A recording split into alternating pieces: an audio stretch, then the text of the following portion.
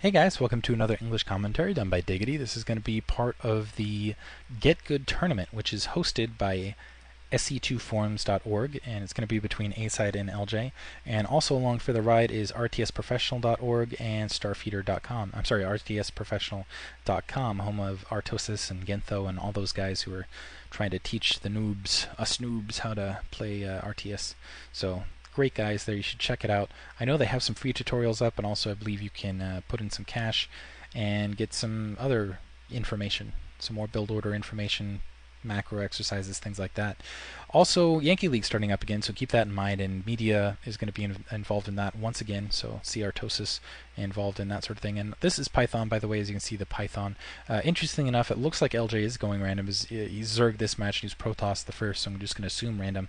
And that's going to force A-Side to go 2 gateway builds. He's got to go more conservative just because he doesn't know what he is up against. So as you can see, bring out that second probe to go a second gateway. This is Python, as you can see, Python on the middle, so secondary let out of the main, pretty standard, and then you have your mineral onlys basically at the at the northeast and southwest corners here, and then on the inside of that you've got, if you can get an overlord or a shuttle in this instance to get out a probe to mine there, you can put down a nexus and that protected expansion. Then at the 6 o'clock and 12 o'clock, there are additional expansions. Probe starting to head in right about now. He's getting an indication he's playing against a Zerg opponent. And also in the bottom right hand corner and the upper left hand corner, there's additionally expansions, but you're harder to hold because of that large ramp artifact there. So it looks like we saw a 12 pool here from LJ. So LJ going for a 12 pool build, putting down his secondary right there with that second hatchery after his pool, and now that probe's getting that scouting information. So now A-Side knows what he's up against. Probably going to send zealots fairly quickly here. So yeah, as you can see, that zealot moseying across the field, and spawning pool is up, and so some Zerglings going to be produced, and extractor is down. So and addition, yeah, a lot of Zerglings being produced, which are going to be needed to defend that secondary against this 2-gate, which this is the advantage, I think, in playing random, is you know what your opponent essentially is going to do as an opening. Obviously, you're going to be against a Protoss player, just a flat Protoss player. He's going to most likely 2-gate. If he doesn't 2-gate, he's playing extremely risky. So you know, and it looks like that probe scout is just about, nope, not going to get taken care of. Now those Zerglings are actually going to have to push down and take care of this zealot here. Probe Scout did manage to sneak out in the meantime. Zealot getting caught in a corner though, so it looks like that Zealot is going to end up getting killed right there. So, and 2 more Zealots inbound, as well as additional Zealots, part of reinforcement. That Overlord going to be able to scoot in and see what's going on. A little bit of Psycap in the meantime. We'll see if it looks like that probe going to get caught. Zealot's going to pull back because a little bit spread out, and they would have gotten taken out otherwise. Probably going to regather with their brethren and then push out. And that probe managed to sneak out. Wow, excellent job there. Going to need a sunken colony there, though. It looks like sunken colony going down because 4 zealots versus 6 lings, bad combination. Looks like there's some additional lings, but 8 lings even. Still going to need it. And a quick lair here from LJ, and it looks like the gas just now getting up here for A-Side, so A-Side is going to be technologically behind, in my opinion. He's getting additional pylons down just because he went for the 2-gate zealot, and in the meantime, as you can see, that layer almost finished for LJ, so LJ going to be in a strong position to produce Mutalisks, maybe even lurkers if he wanted to, but probably Mutalisks at this point, and push on an air attack, things like that. Looks like more zealots being pushed up. They're going to creep in here and run into that, wow, sacrifice zealot there for a little bit of scouting. Not able to get a lot of scouting there, though, because the ramp was very effectively blocked there by LJ. Wow. So layer is now finished, and once that drone stops freaking out, going to put down that spire. So yeah, we're going to see some pretty quick Mutalisks, and I don't think there's anything. Wow, Cybernetics Core is not even halfway done. So LJ is going to have Mutalisks inside A-Side's base fairly quickly, and I'm not sure that A-Side's going to have anything that can really cope with it. So bad news for him, and now it looks like a second creep colony going down just in case. I think this is an indication that that LJ really knows the strong position that he's in. So yeah, continuing with that Spire. Spire's almost halfway done. Looks like it's about, I'll give you the halfway mark.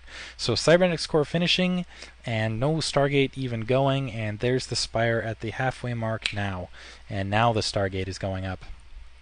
Ouch, bad position, as well as the Citadel. So these Mutalisks are going to have a field day inside A-Side's base. They're going to have Mutalisks basically over there before any real contention can be done, or anything that can really stop that on the opposite end from A-Side. And it looks like A-Side's setting, it's got that, maybe that probe's just a scout. Yeah, it looks like the probe's just a scout. Looks like we're seeing a, a single Zergling scout. Sorry, my voice is choking up a little bit here. It looks like, yeah, saving up for Mutalisk, so this could be very dangerous. Spire's going to be finished. There's going to be a slight side cap, but it's not going to be that hurtful to LJ, because as you can see, he's already got Overlords producing here at the main. Looks like the secondary as well. So 2 Overlords even at that. So it's just going to be a few seconds there. And now, as you can see, producing 3 Mutalisks at his main, it looks like. And we'll just make sure of that. Yeah, 3 Mutalisks at his main, a single Mutalisk otherwise. Honestly, I would just continue with that. And a secondary being put up by A-Side. A-Side has a single Corsair being produced, but honestly 1 on 4. Not very good odds for a Corsair. And Templar Archives going down alongside. And really, he needed a second Stargate to really deal with this sort of push attack that he's going to end up running into. And honestly, I don't know that he can... I don't know that he could even sustain that with just a single expansion. So, and now a couple drones being produced alongside. I expect to see another Mutalisk along there. Now the Mutalisk starting to be sent across the map into A-Side's base, and A-Side doesn't have a forge, doesn't really have anything to deal with this here, and we'll see if he gets an indication that Corsair looks like it's crossing past, that Corsair's gonna have to come back. Single Zealot there out in the middle of the field, and it doesn't look like any of that, so the Mutalisk's heading into A-Side's base, and now he's getting, it looks like he did see it though, now he's getting a forge down, bringing the Corsairs back, and now Probe Massacre, run for your lives, run for the hills. Not going to be enough though.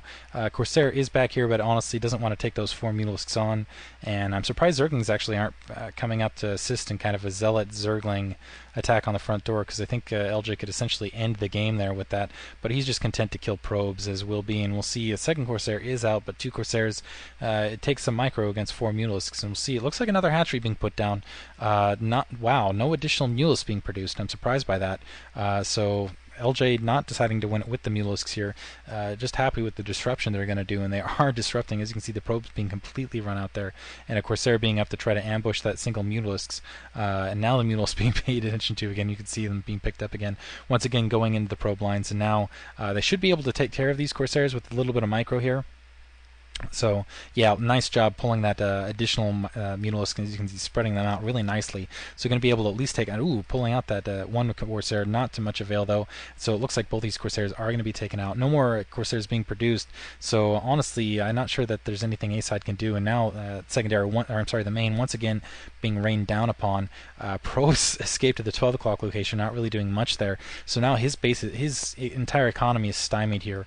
And in the meantime, the looks like a Hydralisk Den Lurker also being researched there. There is an Archon being produced, and that will stop the Mutalisks, but honestly, it's going to be it's just too little too late, in my opinion, during that time period.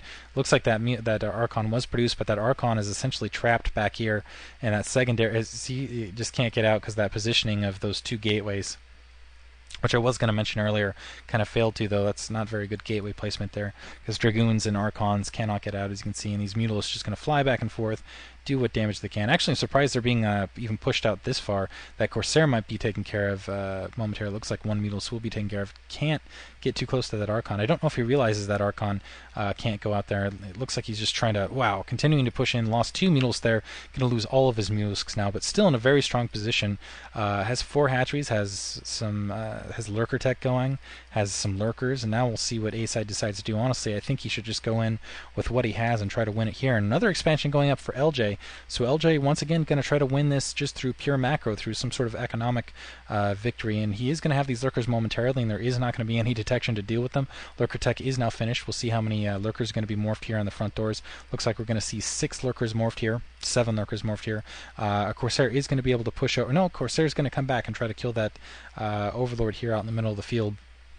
I think he would have been better off catching the kind of that information scout, because he's been in the dark this entire time. I guess he doesn't want to see it, because any news is bad news at this point. Zergling speed being upgraded alongside. So it's going to be a Lurker Ling attack across the front board, and it looks like another drone being sent out to build yet another hatchery. Now the Lurkers are finished, and with as long as he doesn't completely botch the micro, I think he's going to be okay at holding this, basically taking everything left of A-Side's down. A-Side does have a forge up, but that's basically all his detection. And yeah, Lurker's starting to push up alongside with the Lings, and the Corsair is going to see it, and we'll see if cannons go down to the backside. Doesn't look like we're seeing any reaction from A-Side, so I don't think he saw it. And now, probes trying to be run away. Looks like one of those Lurkers being caught out. Nope, going to be able to burrow there. And now, destruction. Lurker is just destroying absolutely everything. LJ is in the red, but not going to matter, not with the units he has at the moment. Looks like a cannon is kind of going down here the ramp, but I think the zealots aren't going to be able to hold for long. And yeah, there's one zealot, and I don't think these cannons are going to do much against this many lurkers. And the rest of the lurkers going to be able to push up here. That's a lot of lurkers here, and a lot of lurkers, and they're going to be able to take down that cannon before it even gets up, even at this point. Actually, it doesn't look like they're being focus fired, but I still think that cannon will go down, as well as that pylon that was powering everything there. So yeah, there's the cannon going down in one hit, and so that secondary, everything else is going to be taken down. L side bringing, yeah, there's A side going to GG right there. So that was, I think that was game 2. I'm not sure what the order of the game was, or if it was a best of 5 or a best of 3 or what, but I know I have one replay left, and we're going into it, so I'm just going to assume that it was a best of 3. So I believe this next match is the final match. Hope you guys enjoy it. Thanks for listening.